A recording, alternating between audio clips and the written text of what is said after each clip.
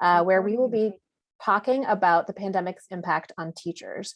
If you are instead looking for the student breakout, you'll need to log out of this Zoom session and instead log into the one that Megan put into the chat box. But we hope you're all here to stay. So my name is Maria Fenwick. I'm the founder and executive director of a nonprofit here in Massachusetts called the Teacher Collaborative. We provide professional learning and leadership opportunities that are aimed at connecting and supporting teachers across Massachusetts to create more excellent and equitable learning experiences for students. We focus particularly on identifying teachers with expertise in a given area and helping them share what they've learned and figured out with more teachers, positively impacting more students. As a former teacher and from my current work with teachers, I know that teaching is an extraordinarily challenging job, intellectually, emotionally, and often physically too. It's likely that many of us here on this session have been teachers as well. We might even have a few current teachers with us. But I know that there were probably few of us who actually taught during COVID. So I'm sure we can all agree that teaching during COVID meant massive changes in the day-to-day work of teachers. So as you listen to the presentations and panelist comments today, I hope you'll all be thinking both about what the data is telling us that happened during that unique time, but also what that might mean for the future of the profession. So this breakout session will allow us to dig deeper into the pandemic's impact on teachers in a couple of ways. You'll hear some current research on COVID's impact on the composition of the teacher workforce here in Massachusetts from Olivia. And then we'll hear about the impact of COVID on teachers' time and affect from Nathan Jones. And those presentations will be followed by a discussion among panelists, so you can see up on your screen here, who bring different views on teaching and teachers. And at the end, we'll open up for some audience Q&A and discussion with both the panelists and the researchers. So to start us off, I'd like to introduce Olivia, an assistant professor at BU Wheelock College of Education and Human Development. While she brings a distinguished resume of research experience, which you can all read about in the conference materials, I'll just highlight that she began her career as an elementary teacher in New Haven, which I am sure informs her work today. So with that, I'm going to turn it on over to you, Olivia. Thank you so much, Maria, and thank you everyone for being here today.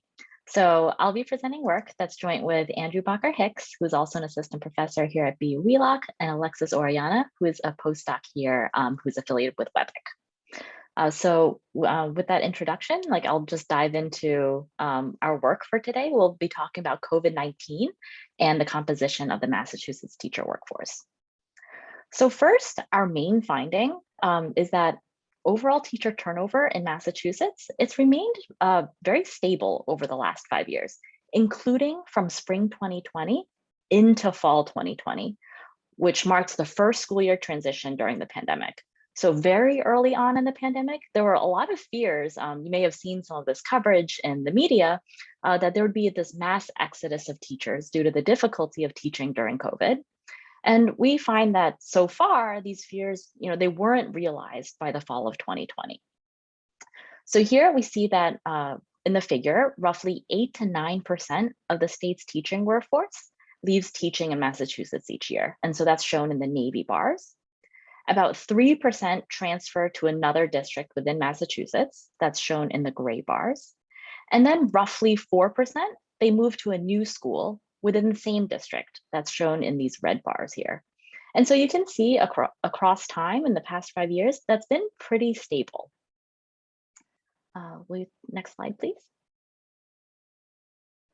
So, however, that stable overall picture at that state level, it does obscure some important patterns. So here in this map, we can see that there are some districts that experienced higher turnover than others in 2020.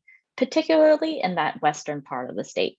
So looking at this map, the districts that are shaded in darker shades of blue, those are the ones experiencing higher rates of teachers leaving Massachusetts. So while you can see that districts with higher turnover, they're spread throughout the state, but we do see a deeper concentration in Western Mass. So there may be particularly bigger hiring challenges there. So we also see other important turnover patterns that vary across teacher and school characteristics. So here, depicted in this figure, we're showing that turnover actually decreased among teachers in schools serving high concentrations of economically disadvantaged students.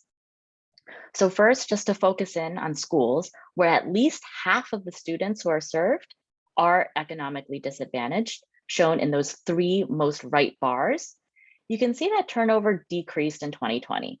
So the overall turnover, it was roughly 22% in 2018, similarly about 22% in 2019.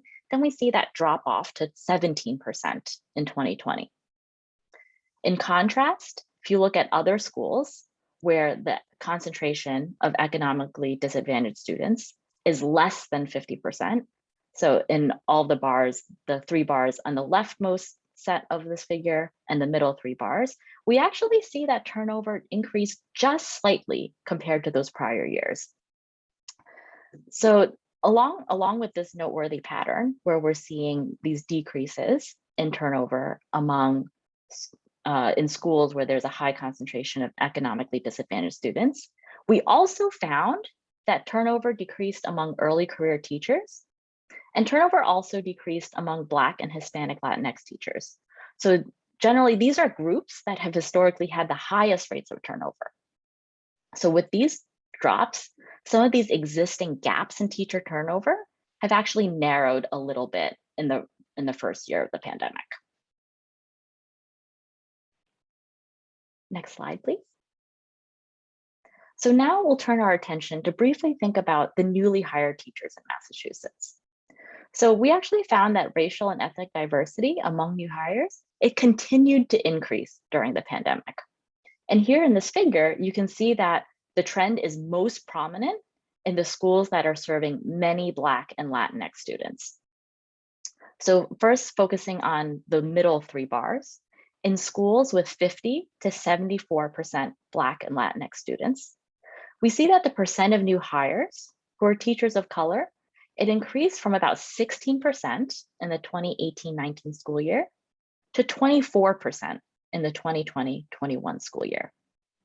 Then focusing on the schools represented in the last three bars, all the way on the right, in schools with 75 to 100% Black and Latinx students, we see that the percent of new hires who are teachers of color, it increased from roughly 31% in 2018-19 to 41% in 2020-21. So one potentially contributing factor here might be the introduction of emergency licenses. So in response to the unique challenges of the pandemic that prevented many folks from fulfilling the requirements for traditional licensure, DESE did introduce an emergency license. And what we found is that among the newly hired teachers in 2020-21, we saw 15% of them held emergency licenses. And those teachers who held those emergency licenses were more likely to be people of color. So that's something that we'll be keeping an eye on. We can move to the next slide. So generally in this picture of the first year of the pandemic, we have these stable overall turnover rates, and we also see continued increases in racial and ethnic diversity. So this you might think of as being reassuring, at least for that first year, but keep in mind, it's still too early to tell how the workforce responded as the pandemic continued into the current school year. So we will be examining this in future work. We currently have plans to incorporate data from this current school year into this work. And then also, together in partnership with Massachusetts DESE, we'll be continuing to examine the impact of the emergency teaching license on both the composition of the workforce as well as on teaching and learning in Massachusetts. So I just want to say thank you so much for joining us today and I'm looking forward to the discussion on these findings.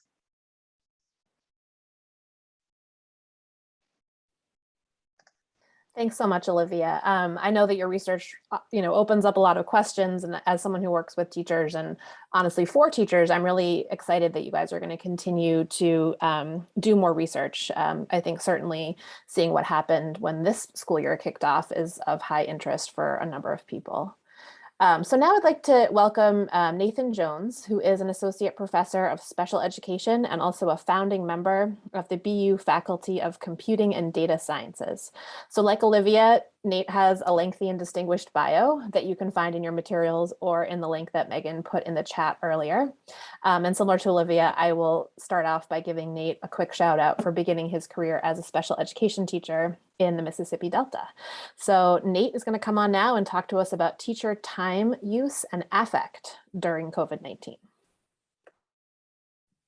right, well, thank you very much, Maria, and I really enjoyed getting to hear Olivia's presentation as well. So I am going to share briefly some results from a study that is ongoing, conducted in collaboration with some of my colleagues at a few different institutions, Eric Camburn, Ben Kelsey, and Esther Quintero. This study arose from a larger study funded by the US Department of Education. We are a group of researchers who were provided with funds from the government to improve how we measure teachers' time use. So this was a measurement study, which is not glamorous, not exciting, but our goal was to really take a look at what we could unpack about how teachers spend their time at work, and importantly, how they respond emotionally or affectively to specific work activities. There's a good deal of research from the psychology literature suggesting that affect or emotions are dynamic, that they vary. Oh, hold on one second. Sorry, there we go. Sorry about that. But there's a whole bunch of research out there in the psych literature that suggests that how people feel depends on what they're doing. And that is a pretty sensical notion, but is rarely reflected in the research that we do. So most quantitative assessments of teachers' time use, teachers' affect really rely on one-time surveys. And so we have this larger study focused on let's do better measurement-wise. Now, we could not have predicted that in the middle of these data collection efforts to develop this measure that there would be a global pandemic. And so very briefly before I move on, what had happened was in the fall of 2019, we had started collecting data on teachers' time use and their affect from two large districts in Rhode Island and Connecticut.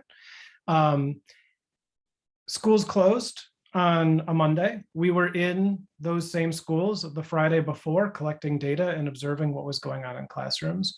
And one of our two districts allowed us to continue collecting data.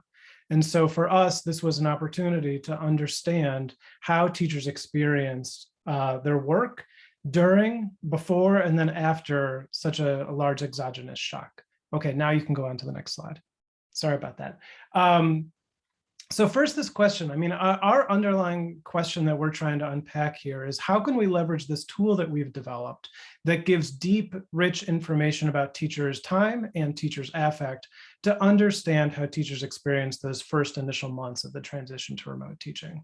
Just a reminder, lots has happened since spring of 2020, but I'm sure you all remember scrubbing your vegetables with a sponge. Maybe that was just me, but you can remember that this was a very sudden shift. And we were placing expectations on teachers that we were asking them to change the core aspects of their work.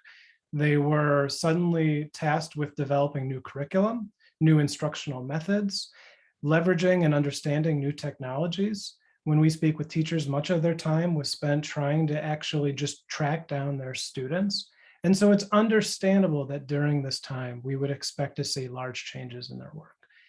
And as Olivia has shared and other research has shared, we've learned more and more about how teachers have understood this, experienced this transition. And today I'm going to just present some initial findings from this work to really kind of delve into those initial months to see how teachers experience that transition. And I think importantly, ask the question of what can we learn from that time? It is, I mean, one of the things about teaching that remains true is that much of the work of teachers remains relatively stable. School days are structured in specific ways. And it is, I don't want to, it is worth noting just how large of a shock was placed on teachers. And not for nothing, much like all other individuals in this country, teachers were experiencing many changes to their personal lives as well as their professional lives during this time. Okay, next slide, please. So we collected data prior to and post school closures. Our post school closure time point comes from May 2020. So just to note here, one of the things that we asked teachers to do was to, so the method we used was we asked teachers at the end of their workday to pause and reflect on every single activity that they had participated in that day. Then we pulled from that kind of large survey of what they had done, specific moments, and there we dug in deeper and asked them how they felt during those times. We use existing measures of positive affect and negative affect. And so this first figure shares what we saw in changes in how teachers experience this transition. So the dark blue bars represent their minutes per day preschool closures. The light blue ones show their time post-school closures. Now, I think most notably, we see this not surprising sharp contrast in how teachers spent their instructional time. So we saw prior to the pandemic, on average, teachers spending about 214 minutes per day on instruction, and that reduced to about 61 minutes in the initial months of the pandemic. I think it's worth noting the question of what happens when those formal instructional responsibilities are greatly reduced. We know that districts had many fewer hours available for synchronous instruction. And so what we see, what do we see filling that void when instruction was not being provided? And so not surprisingly, I think we see teachers filling that time with planning. We see teachers filling that time with grading and assessment. And we see slight increases in the amount of time that teachers were spending interacting with others, their colleagues, administrators, and parents. So from that base perspective, we then looked at how teachers felt both before and after the pandemic. Now, one of the things that is notable, and you can go to the next slide, please. One of the things that's notable is that when we look at teachers' emotional experiences of all of their work activities, the one constant is that by far the most positive experience for teachers is directly providing instruction to students. This shows up in our data again and again. It has showed up in previous studies as well. And so the way that I would read this figure here is we were tracking on two things. We were looking at positive affect and we were looking at negative affect. So overall, from prior to post-pandemic, we saw a slight dip in teachers' overall positive affect. But the noteworthy thing that we saw is that there were actual experiences with teachers and with administrators where we saw this increase in teachers' experiences of positive affect when with those other people in comparison to prior to the pandemic. So another way of saying this is that once schools closed, the positive feelings associated with spending time with students actually increased. So it appeared that teachers were being buoyed by their interactions with students. And this resonates with everything I've heard from teachers during this time, right? It was a moment to build connections with students, and that became an essential part of teachers' work, or reinforced that essential part of teachers' work. Okay, final slide, please. So thinking about implications for this, for me, I think about what schools can do.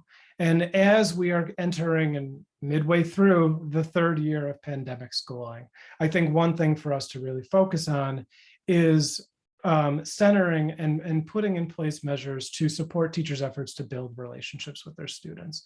This seems essential to me, both for teachers, but also for students. We all know the struggles that students have experienced this year. And I think we increasingly are learning about teachers' experiences as well. The other thing that I would emphasize is I've seen increasing calls for attending to teacher self-care, that through mindfulness or through positive thinking that teachers can get through this time. And what I would recommend is that we focus in addition on how teachers' working conditions can either promote or inhibit their well-being. So as we see in our data, teachers reported higher levels of positive affect when working with students, but also when meeting with their administrators and other colleagues. And these seem promising if we want to focus on improving teacher well-being and making work more manageable.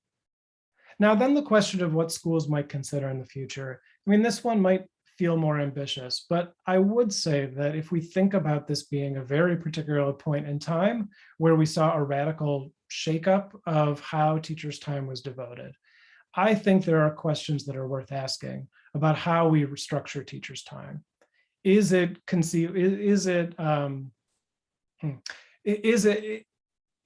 realistic to expect teachers to plan and enact ambitious instruction given the current constraints we place on their time?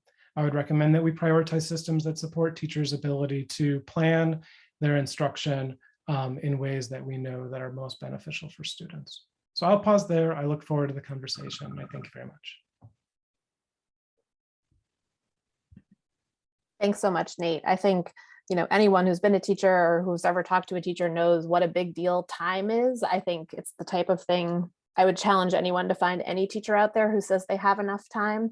So I think that's just a really interesting concept in general. And, I want to echo too, based on the teachers that we've interacted with, just a plug for us to really think about the structure and not sort of put it back on teachers to practice self-care or mindfulness. Like, let's think about what those barriers are that are making time feel so scarce and putting that pressure on teachers. So really interesting research. Thank you. As we transition to the panel, I want to remind everyone to please do pop some questions, even just reactions, into the chat, so we have some kind of fodder to start us off when we open up for audience Q&A, and those can be addressed to Olivia and Nate, as well as the panelists who you are about to meet. So by way of just quick introductions, I was going to just share the names and current titles of our panelists, and I do encourage you to read their more distinguished and full bios in the event materials.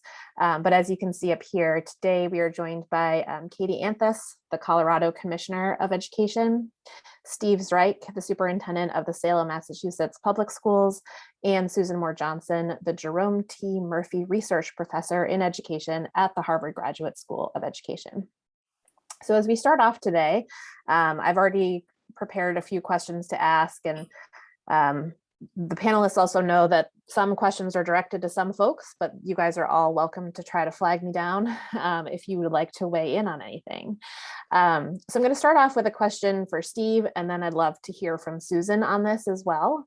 And this is a little bit more about Nate's presentation. So one of the things we heard during Nate's presentation is just how dynamically the pandemic closures altered the ways that teachers spend their time. And while many of us are back in person this year and hope to stay that way, teaching itself seems to have fundamentally changed. And given this, I'd love to hear just a hope or a prediction that you have for the ways that we should be examining teacher practice in the years ahead. Thank you. It's a privilege to be on this distinguished panel with fellow colleagues. Just a couple thoughts. I thought Nate's research really resonated with me as a practitioner and what I'm hearing from teachers now.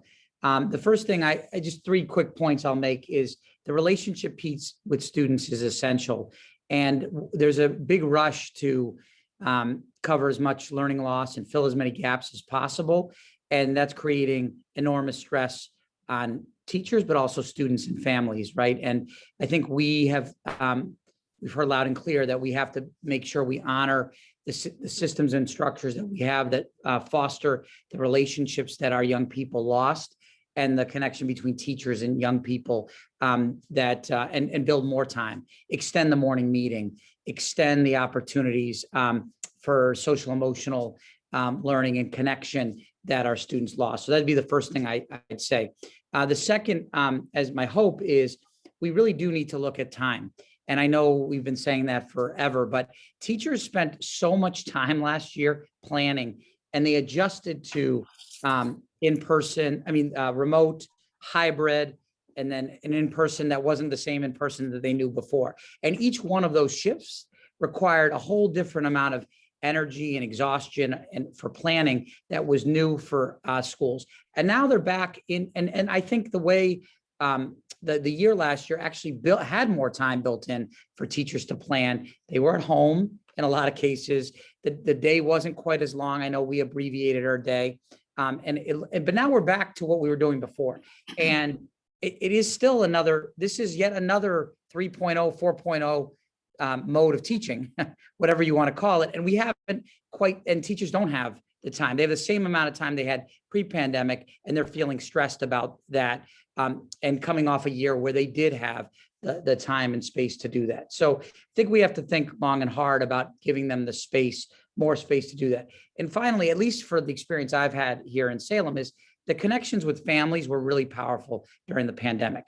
The connection around food insecurity, the connection around tech access, the relationships that they built around, making sure that kids were in attendance every day on Zoom. Those were really, I think, priceless, invaluable relationships. But it did require time and space for that to happen. But yet again, we're back to what we were doing before, and the time and space isn't there, where we're and the emphasis on still fostering the same level of connections with families that I think brought our educators a lot of energy as they developed relationships in ways they had never had before with their families. So I'll stop there. Thanks, Steve. Go ahead, Susan. Thank you. I'm happy to be here. Happy to hear about these studies. I've read about them, and presentations always make them come alive. In your question, Maria, you talked about things have fundamentally changed. I think there's no disagreement about that, but I don't think that we can say yet what that means. What's so clear is that we are living in the most dynamic environment I've ever experienced as an educator. And so we have to keep on top of what's going on in the moment. One of the things that in thinking about the time study, as I think, Maria, you said, time is the most important resource to teachers. Teachers are the most important resource to students, but this time issue is so important. And in Nate's full paper, he talks about the TALIS study, an international study sponsored by OECD about how teachers use time. And what we learn is that US teachers spend an inordinately larger number of hours in face-to-face teaching with students. I was struck on your findings, Nate, that the non-instructional interaction with students was so important. And I certainly had found that. Just to be clear to participants, I study the work of teachers and the workplace of teachers. And at the Project on the Next Generation of Teachers, we have studied for almost 25 years now how to recruit, hire, retain, support and retain a really strong and committed teaching force. So these papers get right at that. Like Nate, I was in the middle of conducting some research when the schools closed very suddenly, and I had interviews set up to meet with principals and teachers in Lawrence, Mass., which is, for those of you who don't know, the poorest city in the state. It had one of the highest COVID rates in the state, and it has been under state receivership for 9 years. What's notable is that of all the districts nationwide that have been under state control, Lawrence is one of the few that's really made steady progress. Their strategy in turnaround was to push autonomy to the schools. And so while I was there, I was really interested in exploring what that autonomy meant, what people did with it, how much variation there really was. And so I asked about COVID. And what I found was that in the schools where teachers experienced a continuity in their work with their colleagues, everyone was happier. I had no measure of effective response, but it was definitely true. Schools that had well-established, robust teams of teachers who met by grade level, cluster, subject matter, knew what to do in these really uncertain experiences. and what they did was work with their colleagues. So they pivoted quickly. Their meetings went online. They were much quicker at doing synchronous teaching. They decided on platforms and all of that as teams in the way that they had been proceeding in the past. In schools where teams were either non-existent or perfunctory, these decisions were incredibly hard for individuals to make, and teachers felt totally at sea. So I am very interested in these school-to-school differences. In my work, I've found one thing, and that is that from the perspective of teachers, what matters is what happens in their schools. If it doesn't happen there, it doesn't happen. And though Steve's work at the superintendent's office is ultimately incredibly important in making that possible, the teachers are responding to their colleagues and their principals. So generally, I want to think about these studies in that context. What's the variation from school to school, and what makes a difference in teachers' experiences with it? Thanks. Thanks, Susan. Yeah, we heard a lot about collaboration from, anecdotally from our teachers too. And of course, that is a topic very near and dear to our hearts at the Teacher Collaborative. Very important. So unless anyone else on the panel or Olivia or Nate want to jump in on this question, I'm going to move to the next one, which is for you, Katy. So, during Olivia's presentation, we heard about some of the flexibilities at the state level that allowed new people to enter the teacher workforce in Massachusetts. And we'd love to know more about how you're thinking about maintaining or improving your teacher pipelines in Colorado over the next few years. If there's anything that you're sort of wrestling with at that state level. Yeah, great. Thank you. Wonderful. Wonderful to be with you all today. Sorry, I froze up there for a minute. Yeah, great to hear the presentations, and we are really thinking about this from a systemic state perspective. So I was really interested in Olivia's data, that shows, that we're actually seeing more retention, and Colorado actually has seen an increase in folks going into teacher preparation programs. Now, we haven't seen that follow through yet, but we are encouraged by that. Anecdotally, I am hearing from superintendents across the state of Colorado that they are not seeing high retention rates.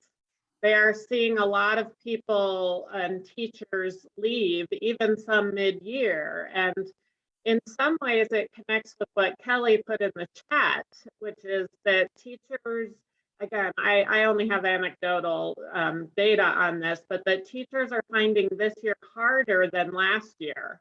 Is almost like the adrenaline of last year, the adrenaline of doing new things and having to be there for your kids and your family got them through last year, but this year the exhaustion is catching up with them, and the constant churn of new health protocols and spikes and decreases and is just really exhausting.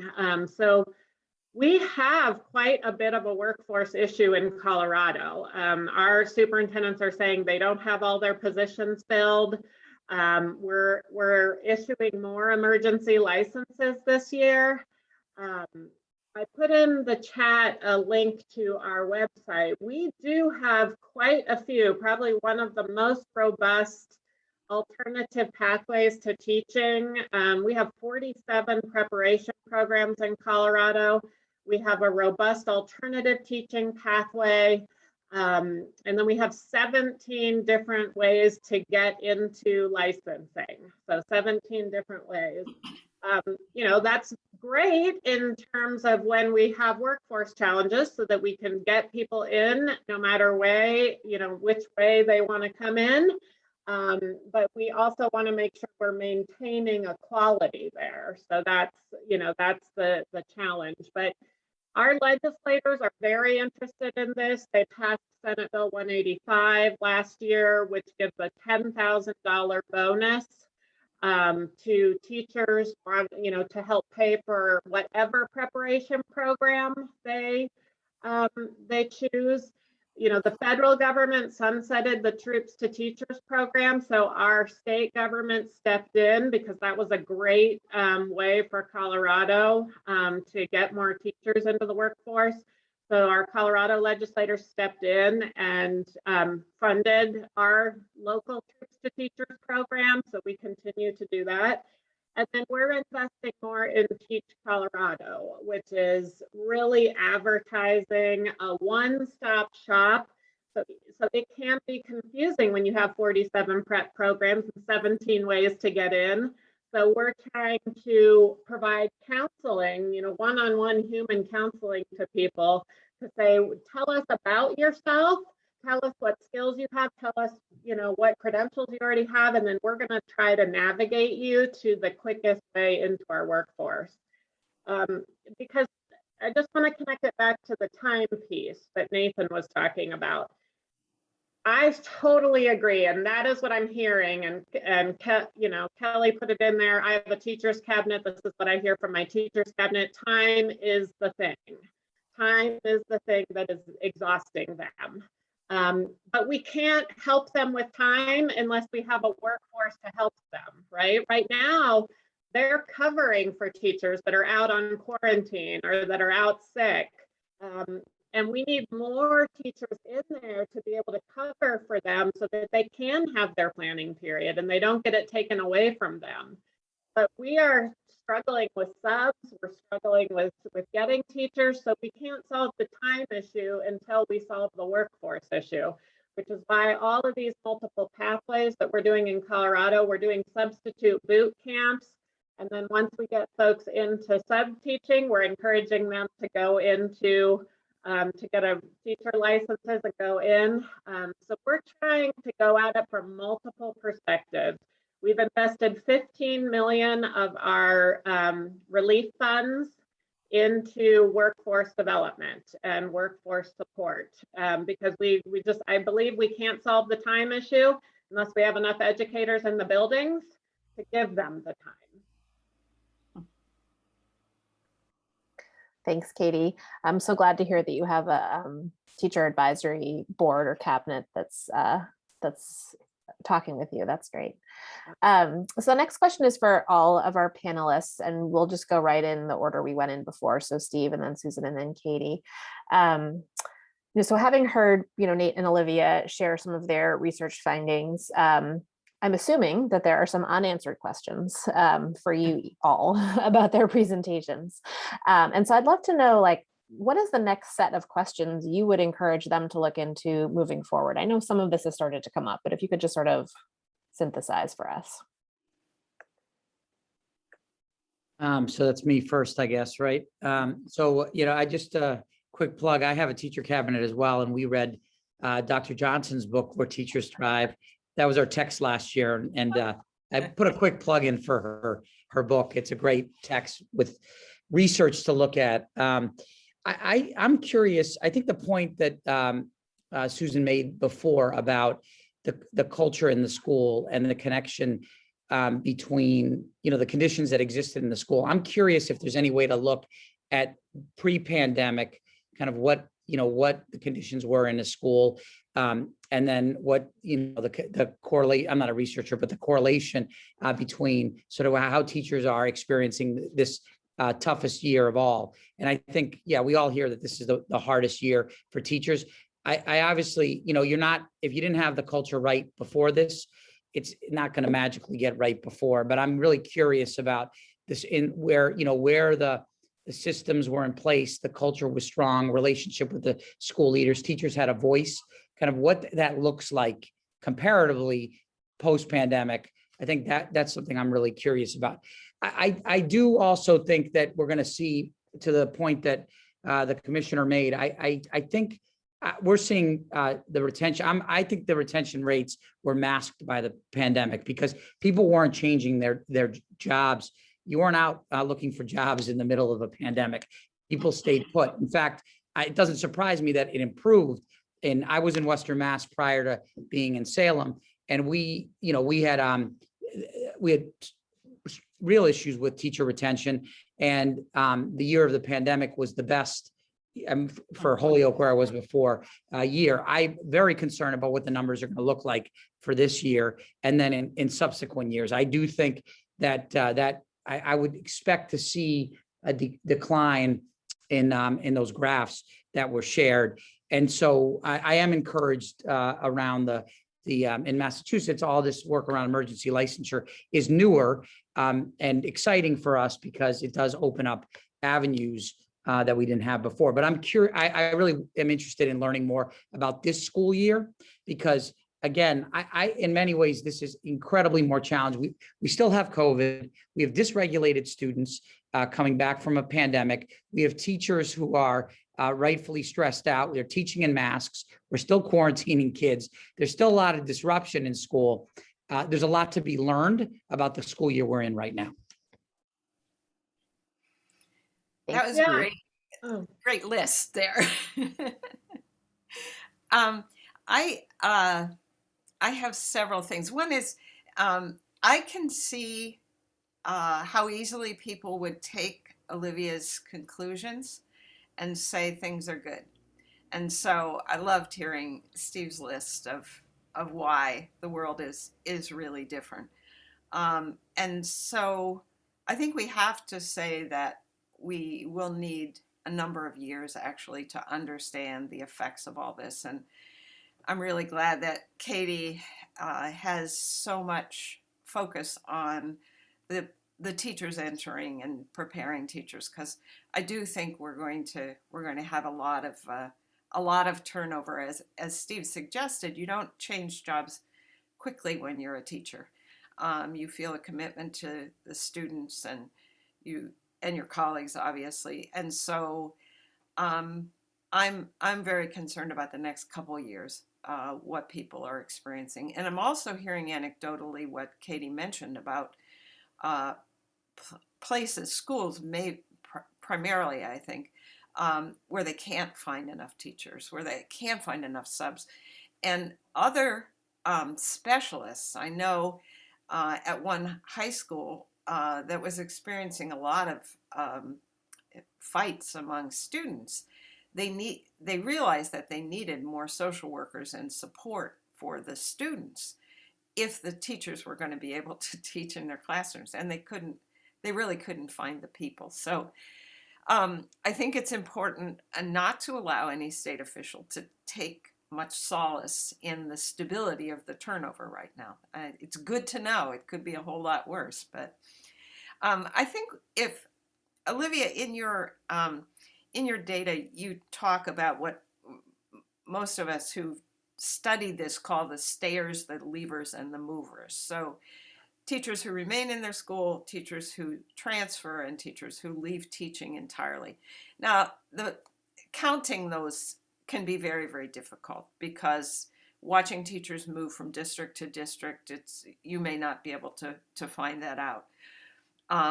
But it would be great if in your data you could break down those groups, not just the demographic differences, but which ones move to school, from school to school.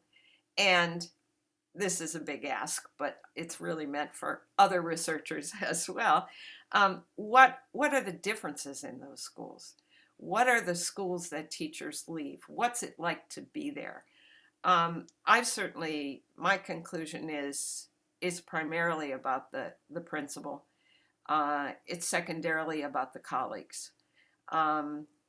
Teachers don't leave their kids, they leave their schools, is kind of what I found. And we also have research that really looks at comparable schools that are comparable demographically, but where, and this was in Massachusetts with the TELS survey, which is the workplace study survey for teachers, in places that teachers in demographically similar districts and schools, where teachers rated their school as a good workplace, not only did retention strong, but students performed better on the state MCAS. And so our study is not the only one that's showing this relationship between the workplace and student performance. So it's not easy to do. It's not necessarily a quantitative study, but it could be a survey-based study to try to understand what some of those differences are. I think Nate, if you keep studying time, I would like to know more about who controls it, because I mean, you didn't suggest this in the presentation that the teachers were choosing to spend less time on instruction, but I can see how someone would use your findings to report that. And in fact, most places, teachers had little or no say about how their time was used. So I think, you know, as you continue, I hope you'll track that. The other thing is, I'm really interested in whether it's possible, since you studied one district in COVID, I wonder if there are interesting comparisons in the next round between what you found in COVID, what you found before. The districts obviously made very important decisions, especially in the COVID, and how those differed from district to district. We really don't know that. And then of course we don't know school to school. So I hope you will continue on that course. Thanks. I think one thing I would want to know is how this idea of blended learning might be able to help the time issue, because as we all noted, time was an issue before COVID. So this is an ongoing challenge that teachers have, is they want more time to plan and to engage. And you know, we're trying to explore, and we really want to take some interesting lessons from COVID and push those into the future and think innovatively. You know, maybe there are some ways to do some blended time where some teachers, you know, have a planning time, and that at that moment those students are in a blended course, or maybe they're doing some online work because they've gotten a little bit more used to that. Or, I mean, dare I say it, I know this is very unpopular, but for a short amount of time, you have larger class sizes and one teacher overseeing that class size, because there is some research to say if you have a high quality teacher, they can manage a pretty big class size and give another teacher some time during that time. So you blend the classes together so that another teacher has time, and then you switch it. You know, we had to, and every state had to massively accelerate our number of online classes. And you could probably, you know, we don't want that forever, but we can use some of that in certain ways and certain doses to maybe be creative about how we give teachers more time. So I would be interested in looking at that question. How can we use blended learning to give teachers more time? Thanks, Katie. Nate or Olivia, do either of you want to just weigh in? I'm sure you have a dream list of things you'd love to research too, but I don't know if anything that if any of the panelists said kind of struck a nerve with you or got you excited. Go ahead, Olivia. So one thing that I'm really looking forward to thinking more about is this idea of when the pandemic hit, many states had to make adjustments for how they're going to continue getting teachers in and into schools through the teacher pipeline. So in Massachusetts, I mentioned there's the emergency licensure. In Colorado, it sounded like, Katy, there were many different pathways that already existed, but maybe more were introduced, such as like the substitute boot camp. And so something that I'm very curious into thinking about more broadly is, who are these pathways bringing into the teacher pipeline that maybe weren't traditionally going to be involved in the teacher pipeline? And also, how do we think about assuring that those pathways are leading to, you know, high quality teachers getting into classrooms? So thinking about what are the consequences of these policies that were necessary because of the pandemic, and how do we move forward in thinking about either maintaining or adjusting these policies? So that's something I'm really looking forward to thinking more about in the coming years. I also really appreciated all of the questions that were posed by our panelists so far. There's a lot of questions I'd like to put on my agenda for the upcoming years. So thank you. Great.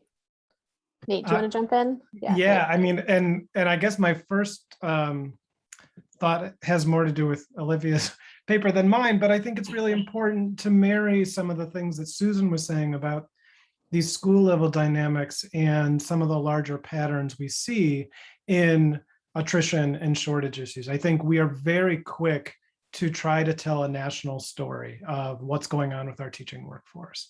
And some folks have, I mean, Dan Goldhaber has some really interesting, fascinating work looking at the fact that each state serves as its own labor market. And I think Olivia's shows that you can drill down further, right? I think the most exciting thing I saw in your presentation was that map and thinking about the district to district stories of both how teachers are experiencing and responding to these times, but also, to Susan's point, how district and school decisions interact with broader trends. And so I do think there is this need for research that is examining these variation at a more local level. I would also say, to Katy's point, many of the issues around teacher shortages, we've known these issues for years. I work in special education. There have been special ed shortages since special ed began. And one of the things that is unique about this time is that we have had this influx of resources. Districts and states have received recovery funds that are being used in a variety of ways.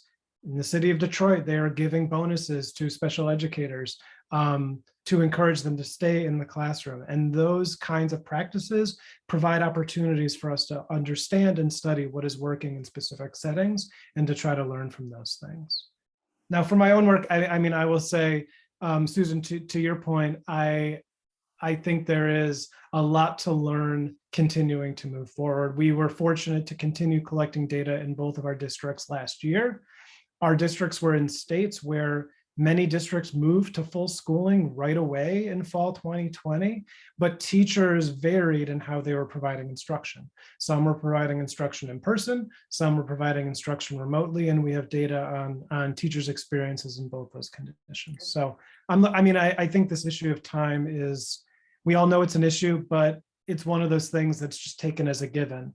And the number of studies that really do a careful accounting of time and how we might think about changing time, I can count on maybe one or two hands. So thank you, everybody. I've really appreciated it today.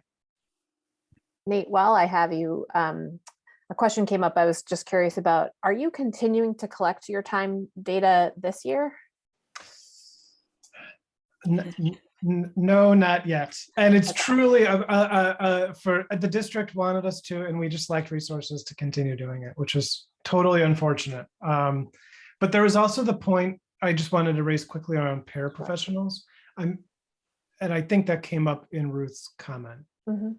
But I would also say, as we think about flexibly deploying adults to support students, I think attending to the experiences of paraprofessionals is going to be critical in the next couple of years. So I'll pause there. Great, thanks.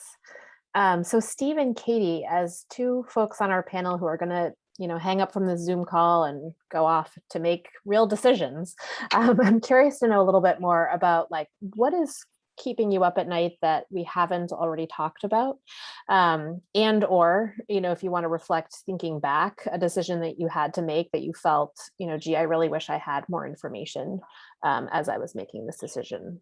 So backwards or forwards looking. Yeah, so this is related to a comment that Katy made earlier.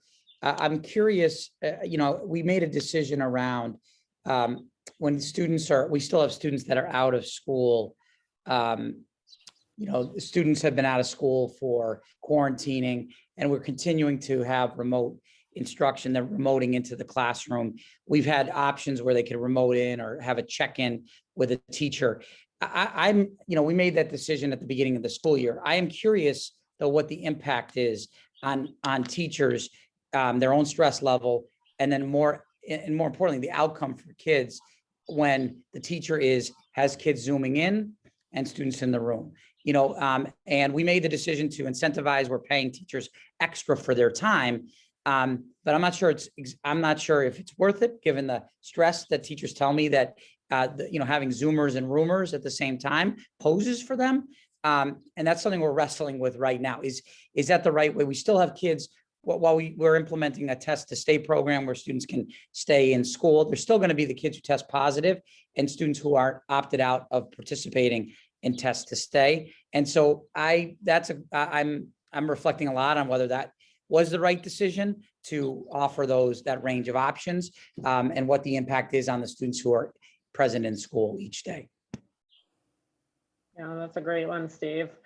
What keeps me up at night goes back to a question or something Kelly put in the chat, which is the combination of the stress to catch kids up and to Steve's point earlier, to get them regulated again. The stress to do that matched with the workforce challenges we have. So again, teachers are stressed, they're exhausted.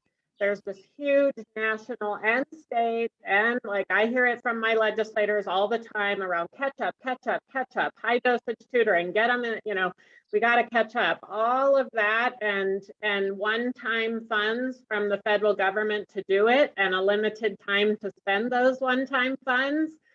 So it's these two trains going down the track at each other, and you can't do really high quality instruction and high dosage tutoring if you don't have the workforce to do it, and you don't have the workforce to give teachers a break so that they can come back refreshed and engaged and ready to catch those students up. So I'm just really worried about those two trains going down the track, but we got to spend the money now, so we're creating massive, just like every other state in the country, massive high dosage tutoring programs and grant programs and workforce programs. But I'm sure all of my colleagues like Steve, all of my superintendents in Colorado are going, I don't have the capacity to apply for these grants, and I don't have the staff to carry them out.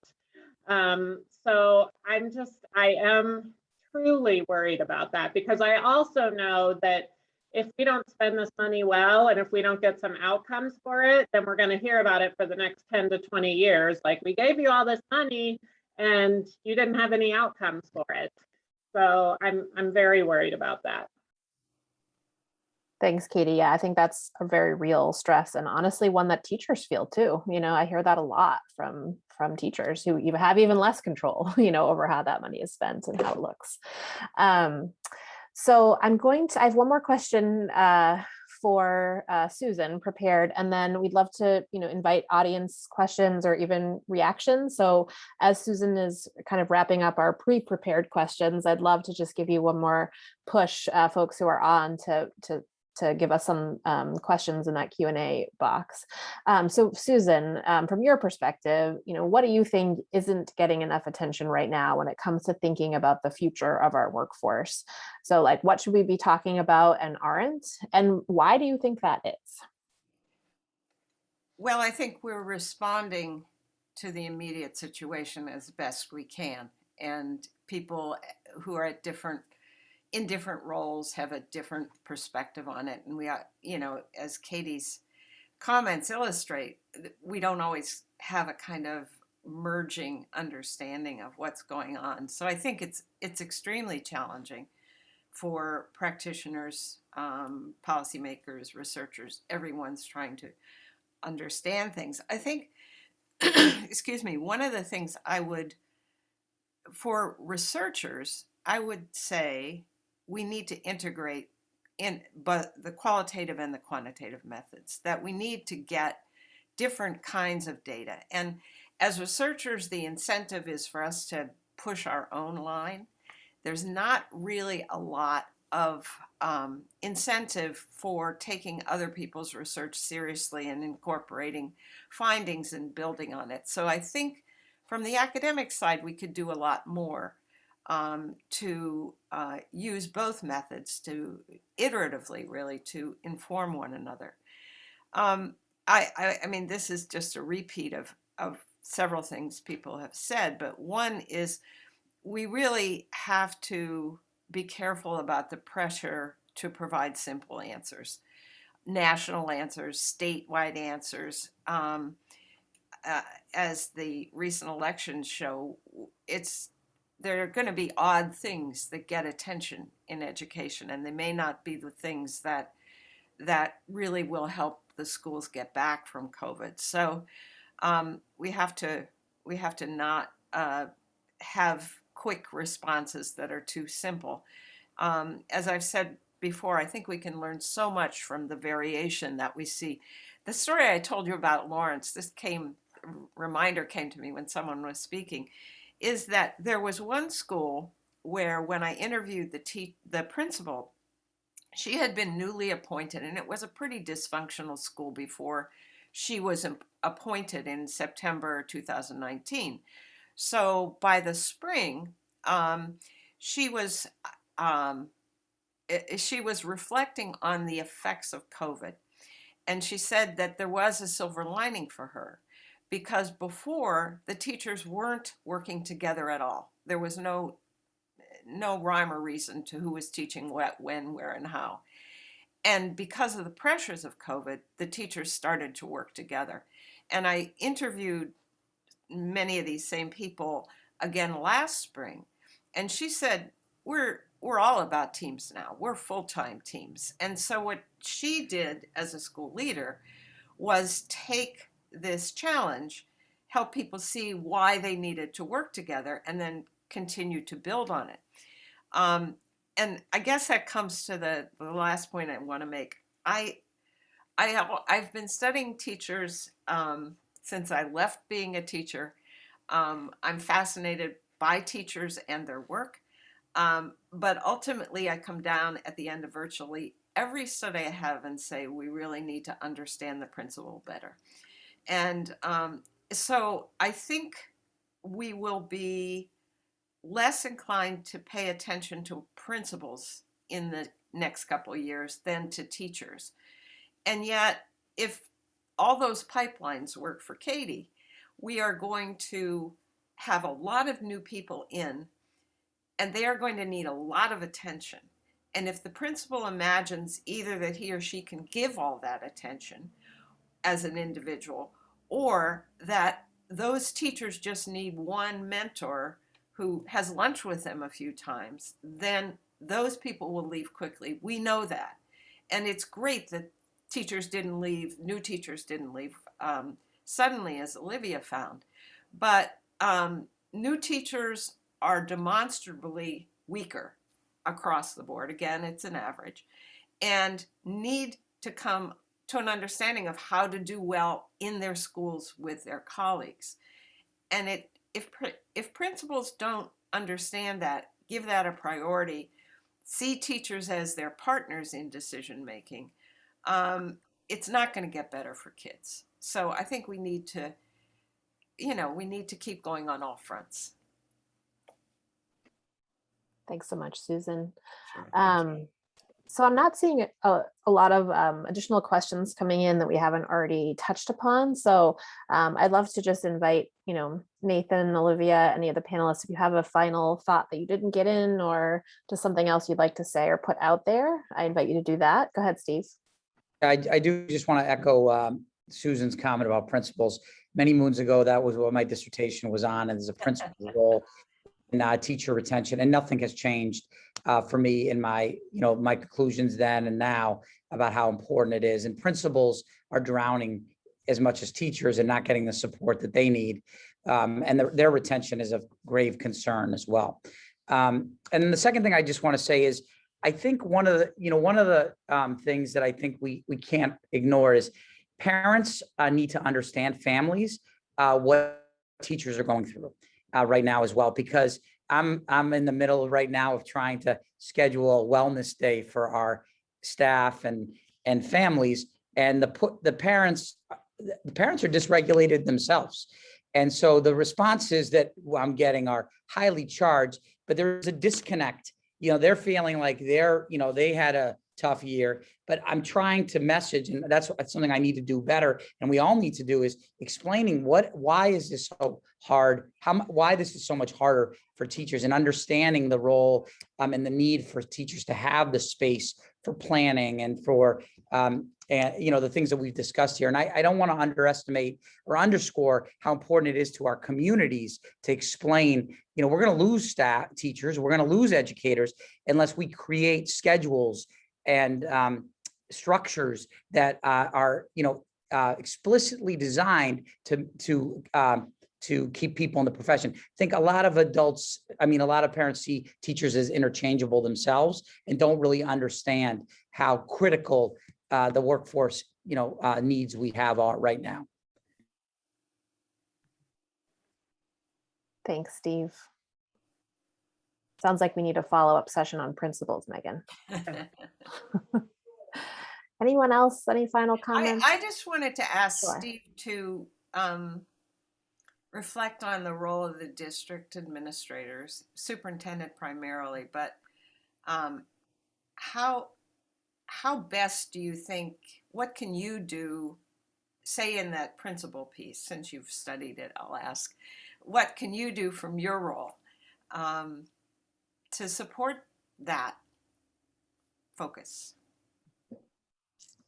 I think I have a responsibility to coach principals. I have a responsibility to be in schools and to be regularly coaching principals, which it's hard for superintendents and assistants to do that with everything on their plate, but I've got to build the time in to make that happen, because I have a lot of inexperienced leaders who are struggling to balance. And I don't think that's just unique here, that's everywhere. And, not that I have all the answers, but I have been a building leader, and and to be able to be a thought partner. Otherwise, they're alone and isolated, making decisions, and modeling and role playing for them how they engage their staff, how they practice getting input and feedback from their, how they press pause. Where are some opportunities where they can energize their staff and motivate their staff through very difficult times. So I think it's incumbent on school leaders, superintendents, to find the time to do that. Thanks. I did see someone just raised a hand. Megan, are we able to call on folks, or do we want questions just in the Q&A? You can. Let me just find who that was and let them talk. Okay. It might have been, I don't know if it's still up or not. It might have been an accidental Zoom. I don't see anybody in the Okay. attendee list with a raised hand right now. Okay. All right. It might have just been one of those accidental Zoom things. Great. Olivia, did you want to chime in? Yeah, I just wanted to echo one of the limitations of our current work is that it does only look at the first year of data from the first year of the pandemic. And so a lot of folks have mentioned that. I did want to chime in and say, that's right, this picture of stability is only that first year. But I also want to say, stay tuned. We are going to continue looking at this and looking at variation across Massachusetts, across patterns of different schools. So I just want to say, we definitely hear those concerns as well, and we're looking forward to continue diving in. So be on the lookout. Great, thank you so much. Well, it's getting close to our time to close out. So I wanted to just, thank both Olivia and Nate for doing your research and sharing with us here today. And also to our panelists, Steve, Susan, and Katy, for offering your thoughts and perspectives and asking some really great questions, as well as answering some. And for those who are with us, I would very much encourage you to, read more about Olivia and Nate's research. Keep your eyes open for what else is going to be coming from them. And honestly, I feel as though it would be a great next step for everyone to find some teachers in your life and bring to them what this research said. And because I think that's where we get a lot of context and additional ideas that the research itself can't really bring forth. So I feel like that would be a really nice next step. So thank you all for coming today. This was great. I'm going to turn it over to Megan to cover some logistics for us. Everyone, just echoing Maria's appreciation and thank you for our presenters and panelists. And I think as we kind of continue the conversation, just to connect it back to the the keynote around the perspectives that we're centering. Maria, your next step really hits on that very clearly, right? And I think both Olivia and Nate were looking at a lot of big data, and particularly in Olivia's case, looking across the state, but the more we can dig in and center the experiences of our teachers and our students in that, the more we'll be able to understand kind of the consequences for creating or perpetuating or disrupting the systems that we know right now are inequitably serving our students. So thank you all. Just a quick note that we've got one more session as part of our convening for today. And that closing session will start at 1 o'clock, so everybody can get some lunch and take a break, and hopefully join us back on the registration Zoom, which you are all in right now. And that session will feature people who have a look across systems from multiple perspectives. So Mary Burke, who right now works with the Superintendents Association here in Massachusetts, Amanda Fernandez, who is both on the board of elementary and secondary education here in the state of Massachusetts, but also is the founder and CEO of Latinos for Education. Secretary Pizer, who oversees and works to kind of coordinate the education policy on both higher ed, K-12, as well as early childhood and care. And then Takeru Nagiyoshi, who's our 2020 Massachusetts Teacher of the Year, and who has stepped out of the classroom this year and has taken on a new role in another organization. So it's a dynamic conversation that we're excited to have, and we hope you'll join us again. As with before, we're collecting all of the conversations, both happening live in the webinars and in chats and Q&As, and we'll work to compile those in some type of synthesis to summarize themes and trends and questions coming out of today's event. So we hope to see you back here at 1 o'clock, but otherwise you can expect an email follow-up with event recordings, links to all of the materials that were referenced throughout the meeting. And Susan, it looked like you wanted to jump in. Nobody has thanked you and Maria, and I really appreciated it. It was fun to participate in. Hopefully it was fun for people to see, but thank you both for making all that happen. Our pleasure. All right, everybody enjoy their lunch or break, and thank you again. We'll see you again at 1 o'clock. Bye, thank you.